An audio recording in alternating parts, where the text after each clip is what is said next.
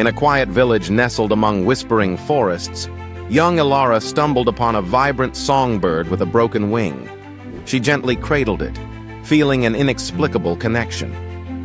As days passed, Ilara nurtured the bird back to health, its melodious tunes filling her heart with joy. One evening, under a canopy of stars, Ilara noticed something extraordinary.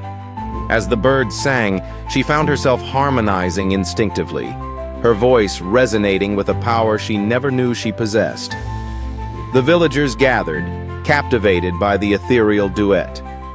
Ilara realized that the songbird hadn't just healed physically, it had unlocked her own hidden gift, allowing her to bring hope and unity to her community through her newfound voice.